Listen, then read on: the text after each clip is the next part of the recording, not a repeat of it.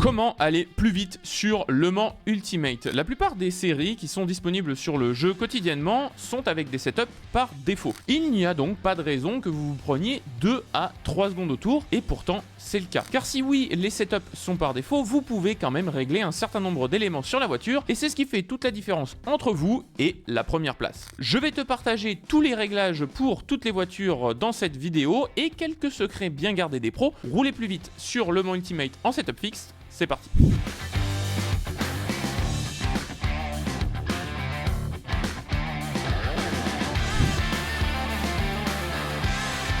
Avant de se lancer en détail dans chacune des catégories de véhicules, quelques informations préalables. Comme je vous le disais, même si les setups sont par défaut, un certain nombre de paramètres sont réglables par vous-même. On parle de contrôle de traction, d'ABS, des éléments qui n'ont finalement pas attrait direct avec la performance de la voiture, mais qui vont vous permettre de mieux l'exploiter et donc finalement de rouler plus vite. Indépendamment de ces réglages, il faut tout de même noter enfin que pour les catégories ayant plusieurs véhicules, les GT3 et les hypercars en endurance, il y a une notion importante à connaître, la notion de métacar. La métacar, c'est quoi? C'est tout simplement la voiture qui par défaut est de toute manière plus rapide que les autres, ce qui arrive car les réglages par défaut ne sont pas exempts de tout reproche, et il y a forcément par typologie de circuit des véhicules qui fonctionnent mieux que d'autres. C'est d'ailleurs pour ça que vous retrouvez dans ces séries souvent les mêmes véhicules plus haut vous êtes en division. Ne pas connaître les bases et ne pas maîtriser tous ces éléments vous fait perdre énormément de temps, et donc maintenant on va attaquer la première catégorie que sont les GT3.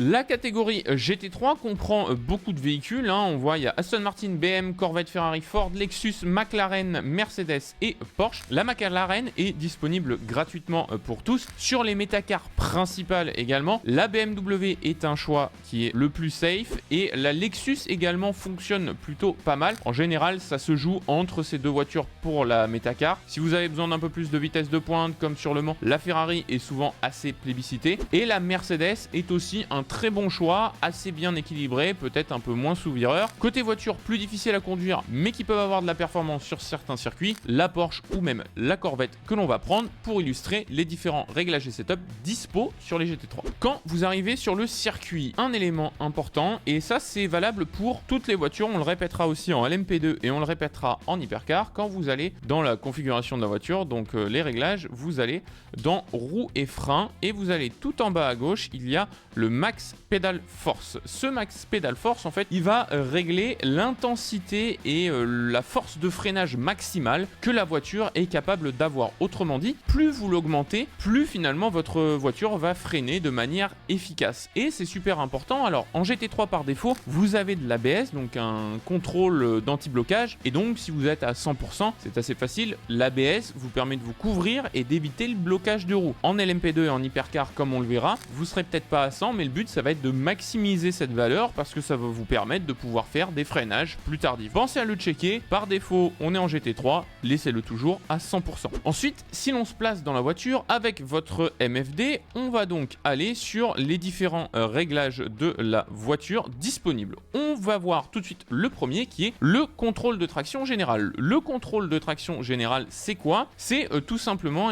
quand est-ce que la voiture se coupe pour essayer de ne pas faire patiner les roues sur l'essieu arrière, puisqu'on est sur des propulsions en GT3 comme en hyper et comme en LMP2. Ce contrôle de traction, il faut le prendre de manière générale comme le réglage de base de quand est-ce que cette mécanique va s'enclencher. Ensuite, il y a le Traction Control Power Cut, le TC Power Cut, lui, c'est à quelle intensité va se déclencher ce contrôle de traction. Prenons un exemple, vous avez un contrôle de traction à 6, ça veut dire qu'il va s'enclencher à partir d'une certaine vitesse. Vous allez le voir d'ailleurs à travers l'illustration à la télémétrie. Savoir quand est-ce que s'enclenche le contrôle de traction, vous avez des petites vaguelettes qui vont se former sur le retour de télémétrie. On utilise Tiny Pedals, n'hésitez pas à suivre le guide sur LMU si vous savez pas ce que c'est. Et ça veut dire qu'à ce moment-là, les roues patinent et donc la puissance puissance du moteur est coupée par les systèmes de la voiture pour justement éviter ce phénomène de patinage pour ne pas partir en tête à queue. Sauf que le problème de ça, le fait de couper le moteur vous fait aussi perdre de la puissance et de temps en temps avoir un petit peu de patinage lorsque vous le maîtrisez, c'est pas foncièrement une mauvaise chose et vous perdez énormément en sortie de virage. On va vous l'illustrer avec la Corvette, notamment à la sortie de l'épingle, lors d'un réglage maximal du contrôle de traction ou alors au minimum. Très clairement, vous voyez la différence en sortie de virage, l'un où vous allez certes patiner un petit peu, mais où vous allez pouvoir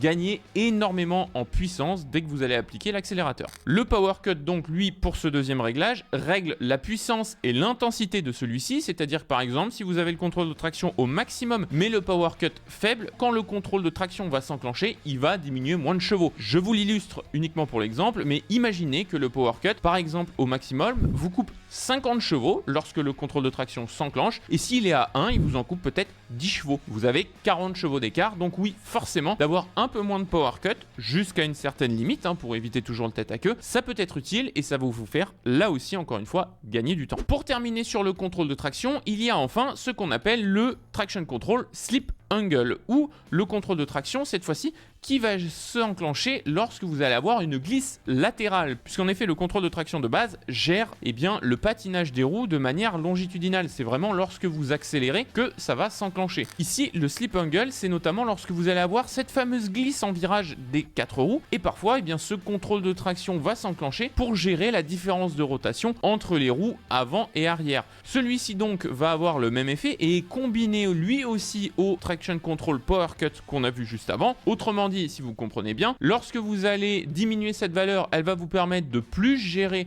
de glisse latérale et donc d'avoir un petit peu plus de mouvement de caisse dans votre voiture jusqu'à une certaine limite. Attention encore une fois au tête à queue. Et son accent va être augmenté ou diminué avec le Traction Control Power Cut. Bref, si l'on résume sur les contrôles de traction, le contrôle de traction de base pour la réaccélération, plus il y en a, plus il s'enclenche tôt. Le slip angle, c'est pareil, sauf que c'est pour le grip au niveau latéral, et pour régler la puissance de ces contrôles de traction, c'est le TC Power Cut qui va diminuer d'autant plus que sa valeur est élevée, le nombre de chevaux en fait qu'il va finalement couper dans votre moteur. Les bases et principes de ces contrôles de traction sont les mêmes que vous soyez en GT3, en LMP2 et en hypercar. Deuxième système important sur les GT3, le système de freinage. Alors la répartition des freins, c'est assez simple. C'est quelle est l'intensité de freinage entre l'avant et l'arrière de votre voiture. Vous le voyez ici par défaut, j'ai du 52-48, ça veut dire que j'ai 52% de mes freins qui sont situés à l'avant et 48% à l'arrière. Il y a plusieurs choses à dire sur cette répartition des freins, car oui, elle peut être exploitée selon le type de véhicule que vous avez, notamment en GT3. Si vous avez plutôt des véhicules à moteur arrière, c'est le cas de la Corvette dans laquelle on est, c'est le cas par exemple de la Porsche, alors elles vont par défaut, vu que le moteur est à l'arrière et le centre de gravité est plutôt situé sur l'arrière, avoir tendance à survirer, c'est-à-dire à plutôt bien prendre les virages. Sauf que, si vous mettez trop de freins sur l'arrière en conséquence, les freins arrière vous permettent aussi d'accentuer cet effet de pivot. A l'inverse, si vous mettez du frein sur l'avant,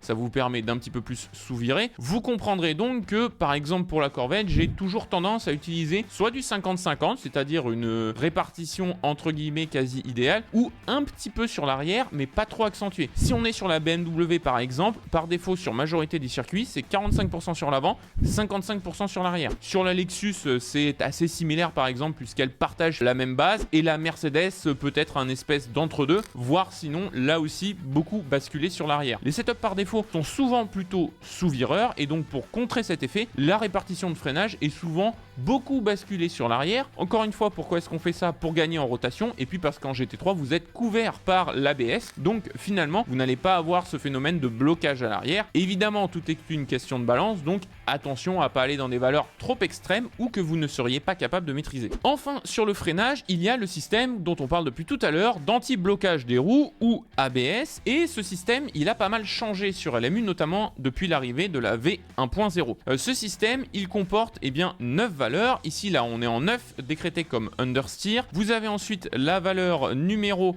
6 qui est décrétée comme balanced, et puis vous avez la valeur numéro 3 qui est dite oversteer. Sur ces 3 échelles de valeurs, ce qu'il faut comprendre au niveau de l'ABS, c'est que finalement ça gère la répartition de l'anti-blocage de roue. Je m'explique sur ce que ça veut dire. Par exemple, les valeurs de 1 à 3, 1, j'ai relativement peu d'ABS, 2, j'ai un ABS modéré, 3, j'ai beaucoup d'ABS. Pareil en balance, 4, j'en ai pas beaucoup, 5, j'en ai moyennement, et 6, j'ai en balance beaucoup d'ABS. Pareil, 7, pas beaucoup, 8, moyen, et 9, j'ai beaucoup d'ABS. Ne gardez que 3 valeurs en tête, la valeur 9, la valeur 6 et la valeur 3. Il n'y a pas de raison d'avoir moins puisque le but c'est d'exploiter au maximum le freinage disponible de ces GT3 et l'ABS va vous couvrir et éviter les micros et petits blocages qui peuvent aussi vous donner plus d'usure de pneus ou un certain déséquilibre de la voiture, donc pensez-y. Enfin, les différences entre du coup ces 3 sets entre 3, 6 et 9, il est tout simplement, comme je vous le disais, dans la répartition et la gestion de cet anti-blocage de roue. L'anti-blocage de roue quand il est à 3, donc en oversteer, c'est assez simple, ça veut dire qu'il vous couvre un peu moins sur les roues arrière, donc que vous avez plus de potentiel de blocage et donc de pivot. C'est pour ça qu'il est décrété comme oversteer. A l'inverse, en balance, vous êtes plutôt bien réparti entre l'avant et l'arrière sur la gestion de l'ABS, et à l'inverse, en understeer, vous allez être bien couvert sur l'arrière pour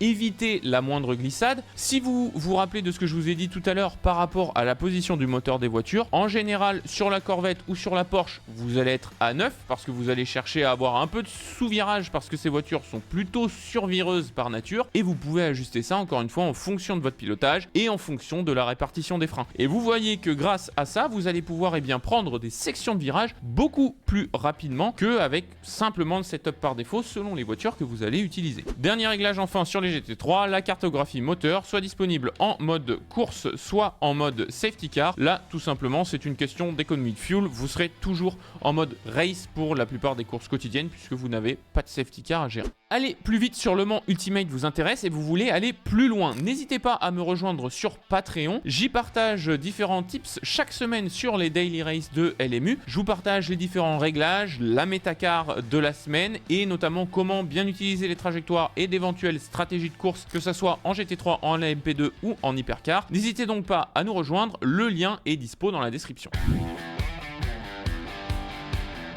Deuxième catégorie, la LMP2, qui est disponible notamment en Prototype Trophy ou en ELMS. On va donc prendre la petite couleur dinosaure violette avec l'AO by TF et on va détailler tout ça. Pour la LMP2, selon le championnat où vous allez être, on est ici dans l'exemple du Prototype Fixed, il y a une chose à faire très importante et qui n'est pas foncièrement naturelle ou réaliste. Ça fait partie des secrets des pros, mais on va aller dans les paramètres du jeu et on va aller dans la jouabilité. Et dans la jouabilité, on va regarder le frein anti-blocage et vous allez le mettre en low. Pourquoi vous allez le mettre en low? Parce que ça va vous permettre d'avoir un tout petit peu d'ABS. Parce que oui, la LMP2 a souvent tendance à bloquer les roues à l'arrière. Et c'est une astuce utilisée par tous les pros et tous les gens qui sont en top split sur cette voiture parce que ça vous permet tout simplement d'avoir un freinage plus efficace, plus tardif, tout en économisant plus les pneus. Donc pensez à l'activer.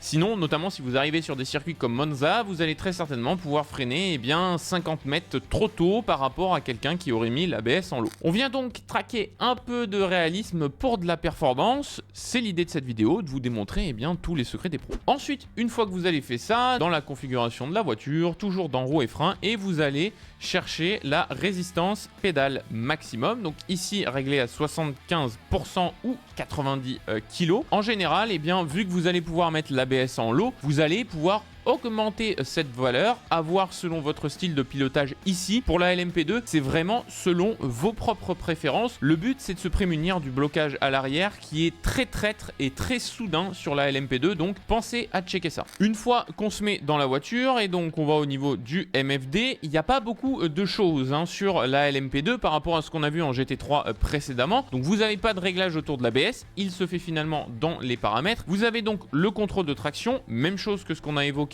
pour les GT3, c'est son principe général. Et puis vous avez le traction control power cut qui est à quel point le contrôle de traction va s'enclencher et combien de chevaux il va vous couper. Sur la répartition des freins, enfin même topo ici, plus vous allez basculer de frein vers l'arrière, plus vous risquez de bloquer. Pensez à l'ajuster. Sur les LMP2 pour le coup, la tendance est plutôt à avoir un peu de frein sur l'avant, y compris malgré le fait d'avoir l'ABS en low. La P2 en général, perso, je crois que j'ai entre 51 84 et parfois 52 en termes de répartition de freinage. Le but de l'ABS aussi, c'est de pouvoir basculer un peu de frein sur l'avant avec la LMP2 en évitant le blocage des roues avant et d'avoir un freinage finalement plus puissant et plus efficace avec le max pedal force que vous pouvez mettre, et c'est ce qui va permettre notamment lorsque je roulais sur Sebring en top speed de parfois freiner 10-15 mètres après certains. C'est tout simplement le fait d'avoir l'ABS en lot ici qui est le plus puissant sur la LMP2. Et enfin, la cartographie du moteur, mode course ou mode voiture de sécurité. Donc là, pour le coup, même chose que ce qu'on avait en GT3, vous serez toujours en mode course, en dehors éventuellement du mode voiture de sécurité. Quand vous vous élancez avant le début de course, ça peut être pratique parce que souvent en prototype fixe, vous avez juste le nombre de fuel nécessaire pour faire la course, voire vous en avez un tout petit peu moins, donc vous allez devoir lift and coast, gérer l'économie du fuel, économiser ces quelques petits grammes en ayant une cartographie moteur en safety car lorsque vous démarrez, ça peut pour le coup vous être très pratique en course.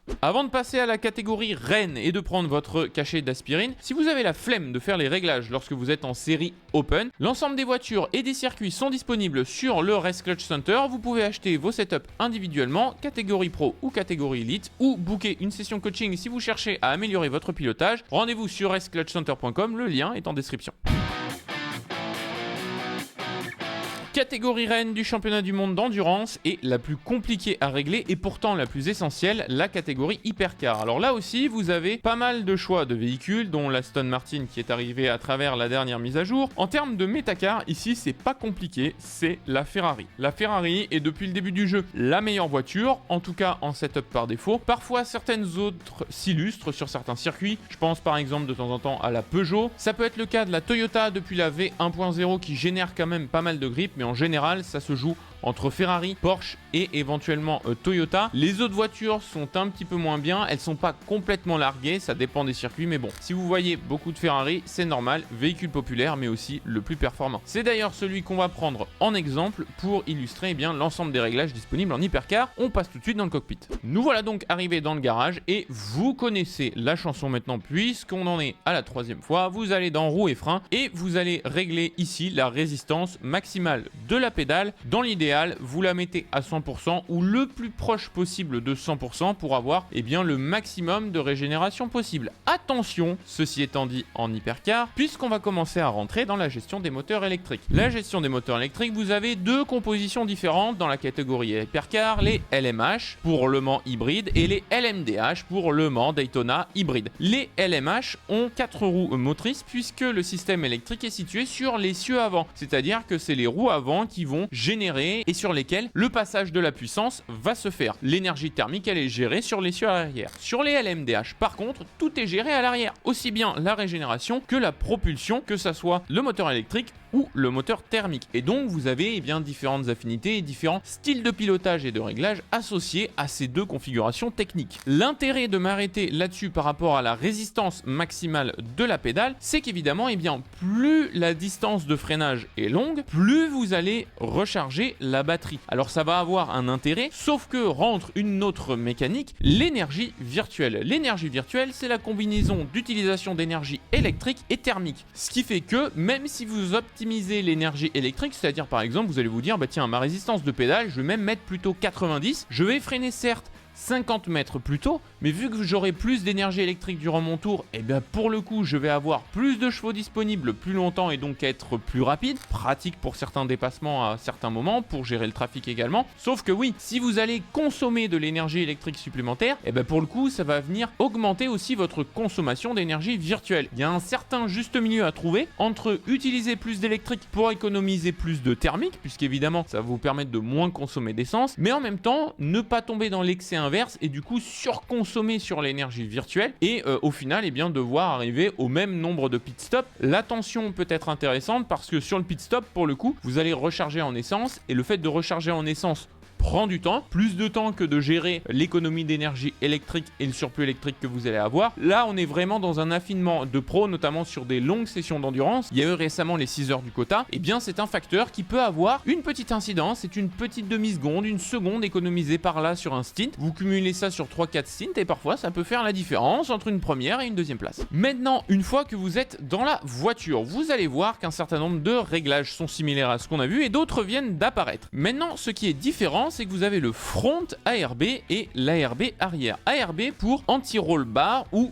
barre anti-roulis en français. C'est une barre transversale qui traverse littéralement vos deux roues et qui vous permet de gérer les mouvements de caisse de la voiture. Plus celle-ci est rigide, moins celle-ci a de mouvements, et plus celle-ci est souple, plus celle-ci a de mouvements. L'intérêt de ça, c'est que ça va vous permettre de régler le sous-virage et le sur-virage de la voiture. Et il y a deux incidences ici. Lorsque vous réglez les barres anti-roulis, en fait, l'objectif, c'est au mieux de répartir finalement la force exercée sur vos pneus. Parce que sur la force, le grip, vous avez deux types de grip. Le grip mécanique, géré par vos pneus, la mécanique de la voiture, et le grip aérodynamique, très présent en hypercar. C'est les énormes ailerons que vous voyez à l'arrière et les différents appendices aéro. Plus vous allez vite, plus l'aéro va plaquer la voiture au sol et va vous permettre de prendre des virages à grande vitesse. Et la barre anti-roulis permet, en gérant le mouvement de la caisse, de mieux répartir le transfert de charge de la voiture et de plus ou moins bien solliciter les pneus. De manière générale, quelques règles. On pourrait passer littéralement 1 heure sur la gestion de la barre anti-roulis et l'incidence que ça peut avoir sur vos pneumatiques. Quelques préceptes de base. Lorsque vous augmentez la barre anti-roulis à l'avant, ça veut dire que vous allez générer plus de sous-virage et vous allez potentiellement également plus facilement bloquer les roues avant, puisqu'en fait vous empêchez le mouvement, donc vos pneus prennent tout de suite l'ensemble de la charge sur le freinage ou sur le changement de direction, donc vous risquez d'avoir un peu de glisse, de moins être assis sur vos pneus et donc du coup de générer parfois ces blocages, puisqu'en fait vous allez trop charger votre pneu encore une fois. A l'inverse,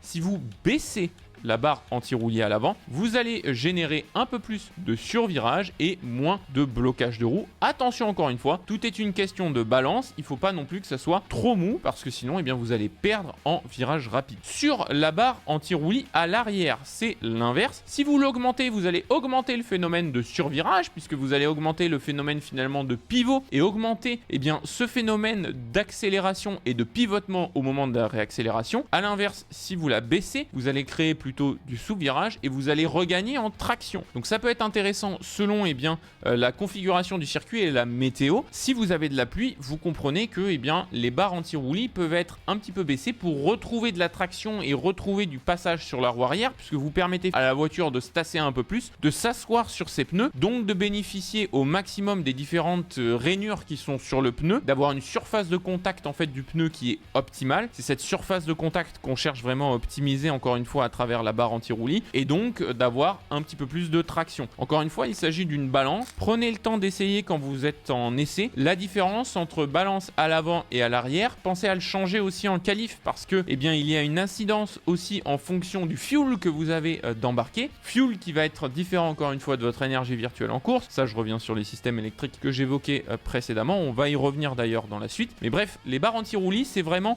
le réglage super important en hypercar qui vous permet d'être à l'aise avec la voiture et d'ajuster les différentes répartitions des transferts de charge en virage. Les barres anti-roulis, c'était le premier cachet d'aspirine. Maintenant, on va arriver sur les freins. On va parler maintenant de la répartition des freins. Bon, pas de changement par rapport à la LMP2 ou par rapport à la GT3. Ce qui va nous intéresser ici, c'est la répartition. Alors ici, mal traduite comme répartition des freins, mais qui est en fait la migration du système de freinage. Comme je vous l'ai expliqué tout à l'heure, vous avez une migration du système de freinage selon si vous êtes en LMH ou en LMDH qui se répartit entre les différents essieux avant et arrière. La migration des freins, lorsque vous allez l'augmenter, on va dire ici on est à 1%, je vais la monter jusqu'à 2,5%. Qu'est-ce que ça va faire? Nous avons 52,3 à l'avant et 47,7 à l'arrière en ce moment sur le réglage par défaut de la Ferrari. Ce qui va se passer avec le 2,5F, ça veut dire plus 2,5% front, c'est-à-dire vers l'avant. C'est-à-dire que quand je vais enclencher le freinage, je ne vais plus avoir une répartition de frein de 52,3, 47,7, mais une répartition de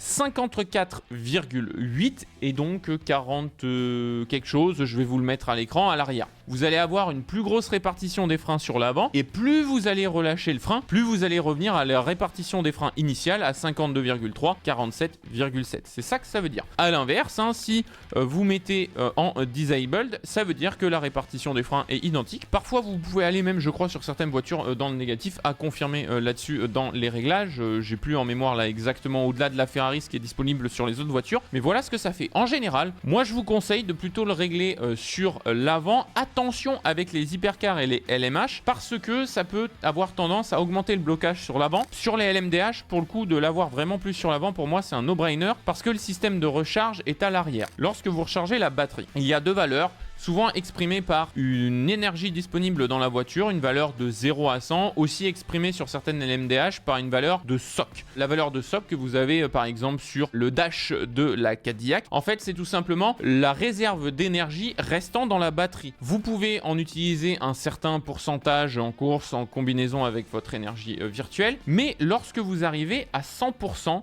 d'énergie de freinage, sur un freinage, il va se passer un truc, c'est que vous allez complètement bloquer les roues. Et c'est dû en fait à cette énergie virtuelle. Cette énergie virtuelle en fait qui est stockée à travers la régénération au freinage. Et donc cette régénération au freinage, quand vous avez atteint le maximum possible de stockage de la batterie, parce que la voiture elle veut, elle dit non mais attends, moi mon système électrique il peut pas être surchargé, là mon gars stop, j'ai besoin que tu arrêtes d'avoir 100% de freinage. Qu'est-ce qui se passe sur la LMH? C'est sur l'essieu avant. Donc quand vous allez atteindre cette valeur 100%, je vais vous l'illustrer en ce moment même en vidéo, vous allez complètement bloquer les roues à l'avant et à l'inverse sur une LMDH, vous allez complètement bloquer les roues arrière. Donc ça ne sert à rien de garder finalement à fond votre batterie. Il vaut mieux avoir un petit peu d'usure de celle-ci et faire super gaffe dans les premiers tours notamment parce que vous arrivez avec les pneus froids et avec ça, donc vous risquez énormément de bloquer l'avant ou de bloquer l'arrière. C'est d'ailleurs ce qu'on avait vu sur Imola sous la pluie, ou alors là, en plus avec la pluie, c'était n'importe quoi. Je crois qu'on a gagné 10 ou 15 positions, littéralement en même pas un tour, avant de se faire cracher à l'épingle,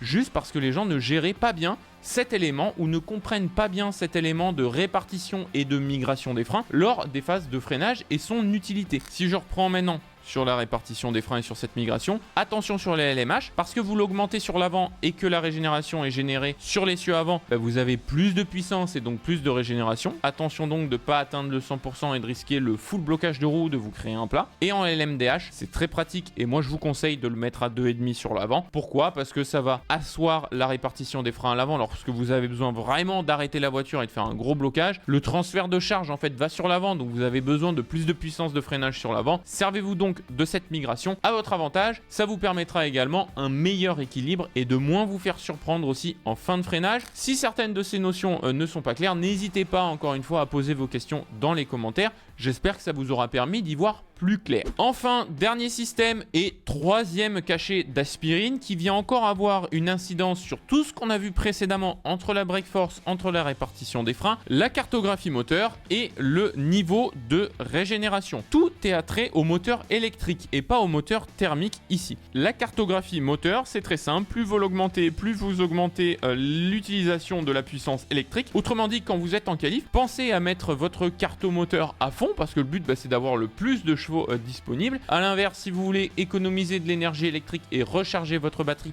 vous allez le diminuer. Vous pouvez ajuster et là aussi moduler entre l'énergie virtuelle et votre réserve de fuel l'utilisation des moteurs électriques. Rappelons que l'énergie virtuelle est la combinaison d'utilisation d'énergie thermique et électrique, donc attention à ça. Et puis le niveau de régénération, donc c'est le niveau de régénération que va être capable de faire le moteur électrique lors de votre phase de freinage. Autrement dit, si vous avez le regen level au maximum, ça veut dire que lorsque vous allez enclencher un freinage, la batterie va recharger, essayer de recharger au maximum de ses capacités. C'est là où vous allez pouvoir le mieux recharger la batterie. Ça peut avoir un intérêt de le diminuer. Comme je vous le disais tout à l'heure, si vous êtes un peu trop proche finalement de la valeur 100% en début de course, ça a un intérêt tout simplement pour diminuer le niveau de cette batterie qui va vous permettre justement d'avoir une meilleure répartition de freinage, d'éviter d'être trop proche de ce 100%. Donc encore une fois, c'est une balance à trouver entre régénération et déploiement et des petites astuces qui vont vous permettre d'éviter le désagrément de ces surblocages de roues et des systèmes qui vont vous mettre dans des situations délicates, que ce soit sur l'essieu avant pour les LMH ou sur l'essieu arrière pour les LMDH. L'ensemble des voitures du jeu n'ont donc plus de secret pour vous. Que vous soyez en GT3, en LMP2 ou en hypercar, vous saurez maintenant comment régler votre voiture en fonction de votre style de pilotage. J'espère que cette vidéo vous aura aidé. Si vous avez besoin de plus, n'hésitez pas à rejoindre la communauté sur Patreon. On s'entraîne et on se donne des conseils toutes les semaines sur LMU et sur d'autres simus. Si vous voulez aller encore plus vite sur LMU avec n'importe quel simu d'ailleurs ou n'importe quelle voiture, je vous conseille le coaching qui est juste là où je vous partage une méthode sur comment apprendre un circuit le plus rapidement possible. Et si vous ne souhaitez pas passer 4 heures à paramétrer LMU et l'ensemble des réglages, je vous conseille de suivre le guide du jeu qui est juste là.